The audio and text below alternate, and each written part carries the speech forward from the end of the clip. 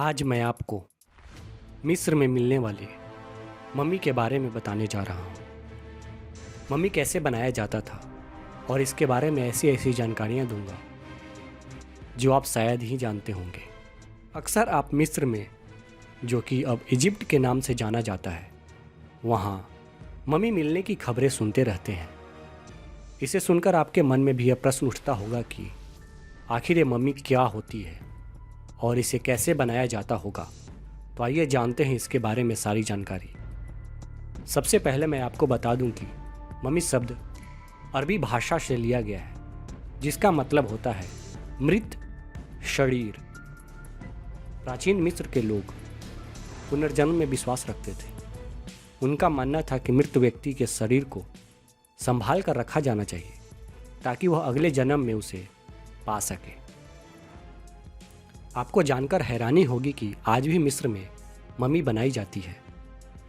दरअसल मम्मी एक संरक्षित शव को कहते हैं, जिसके अंग एवं त्वचा को संरक्षित कर दिया जाता है। किसी मृत शरीर पर लेप आदि लगाकर मृत शरीर को सालों तक सुरक्षित रखने के तरीकों को मम्मी कहा जाता है। और लोगों का ऐसा मानना है कि मिस्र के हर पिरामिड के अंदर मम्मी को रखा गया है। संरक्षित करने के लिए कई उचित रसायनों का प्रयोग किया जाता था।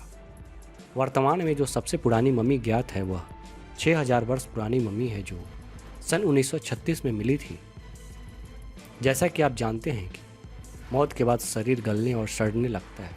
अगर मौत के बाद किसी शरीर को ऐसे ही छोड़ दिया जाए तो कुछ ही महीनों बाद सिर्फ हड्डियां ही बचेंगी और कुछ दशकों बाद कुछ भी नहीं बचेगा।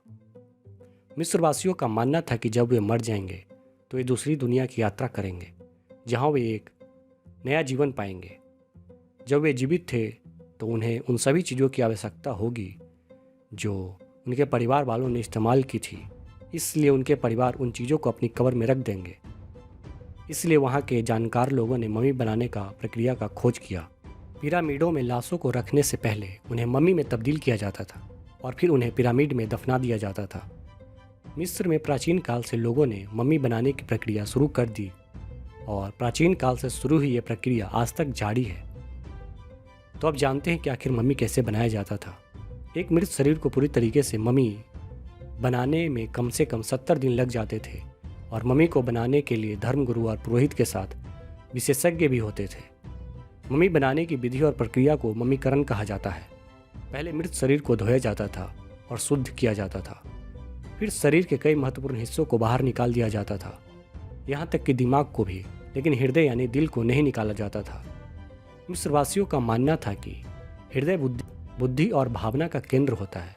फिर मृत शरीर की पूरी नमी को खत्म किया जाता था और ऐसा करने में कई दिन का समय लगता था। जब शरीर की नमी खत्म हो जाती थी तो पूरे मृत शरीर पर परत दर परत कॉटन या लिनन की पट्टियाँ से लपेटा जाता था।